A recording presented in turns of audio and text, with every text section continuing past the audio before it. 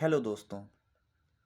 हमारे आज के वीडियो का टॉपिक है समता यानी बैलेंस। तो समता क्या है? भगवान श्री कृष्ण श्रीमद् भगवत गीता में अध्याय 2 के 48वें श्लोक में कहते हैं, अर्जुन से कहते हैं कि समत्वम योग उच्यते, यानी समत्वम योग उच्यते, जो समता में स्थित है वो योगी है। तो समता का महत्व भगवान श्री कृष्ण भी बता रहे हैं और वो कह रहे हैं कि जो व्यक्ति समभाव में रहता है, ज़्यादा गर्मी के आने पर वो उससे दुखी नहीं होता, ज़्यादा सर्दी आने पर वो दुखी नहीं होता, यानी कि दोनों में ही समभाव रहता है। ज़्यादा सुख के आने पर सुखी नहीं होता, ज़्यादा दुख के आने पर दुखी नहीं होता, सिद्धि या असिद्धि के होने पर भी वो अपना कार्य करता रहता है, यानी समभाव में रहता है। वो योगी है और जो समभाव में है वही योगी है। तो अर्थात जो भगवान श्री कृष्ण है वो भी यही संदेश दे रहे हैं कि हम सभी को समता में रहना चाहिए। और योग के संदर्भ में उन्होंने एक और इस श्लोक में बताया है कि तपस्विभ्यो अधिको योगी ज्ञानिभ्यो अपि मतो अधिकः कर्मिभ्यश्चाधिको योगी तस्माद् योगी भवार्जुन।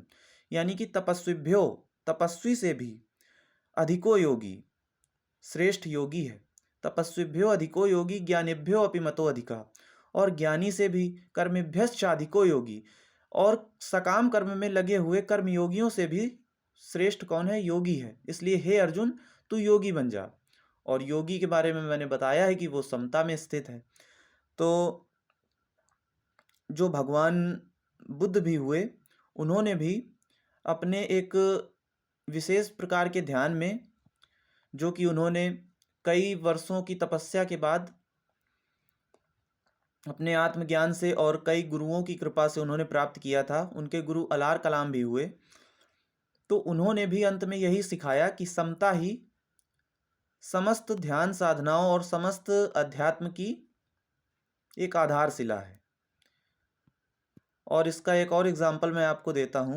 जो भगवान शिव हुए, उनके जो निर्वाण षटकम में अंतिम पंक्तियाँ जो आती हैं, उसमें भी लिखा है सदा में समत्वम। शिव कहते हैं कि अर्थात मैं समता में स्थित हूँ, सदा में समत्वम। और एक दोहा भी है कि दुख आए रोए नहीं, नहीं ऐसा नहीं है, सुख आए नाचे नहीं, दुख आए नहीं रोए, सुख आए नाचे नहीं, दुख आए नहीं रोए, दोनों में समरस भयो तो बड़ मंगल होए। समरस भयो, और समरस कौन होता है? जो समता में होता है। अर्थात आपको इस एक गुण को अपने जीवन में जरूर धारण करना चाहिए। और उसका एक प्रैक्टिकल तरीका भी मैं आपको बताता हूँ, जो कि भगवान बुद्ध ने अपने ध्यान में बताया है कि जब भी आपकी समता बिगड़े, यानी आपको ज़्यादा क्रोध आए, ज़्यादा आपको गर्मी लगे, सर्दी लगे, आप ज़्यादा परेशान हो, तो आपके विचारों में कहीं ना कहीं परेशानी होने लगती है, आप कहीं ना कहीं व्याकुल होने लगते हैं। तो इस व्याकुलता को दूर करने का एकमात्र उपाय है, जो भगवान बुद्ध के अनुसार है, कि आप अपने सांस को देखने लगें। उनका एक आनापान सती सूत्र है, आनापान ध्यान है, जिसमें से सांसों को देखा जाता है। आनापान मतलब आन प्लस अपान, आती हुई और जाती हुई सांस को। ये सांस नाक के जो नॉस्ट्रिल है, नाक के अंदर ये जो कौन कौन से किस किस भाग को छूती है, मतलब कि जैसे आपकी सांस दोनों नॉस्ट्रिल्स से जा रही है, तो नाक के अंदर किन किन भागों को ये स्पर्श करती है, इसको 1 मिनट या 2 मिनट के लिए महसूस करने लगना है।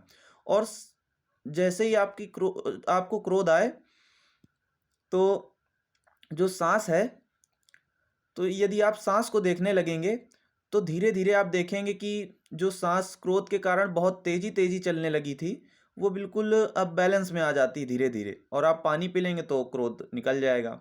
जब आप में कभी काम वासना आए, तब भी आप देखेंगे कि आपकी सांस थोड़ी सी तेज हो जाती है।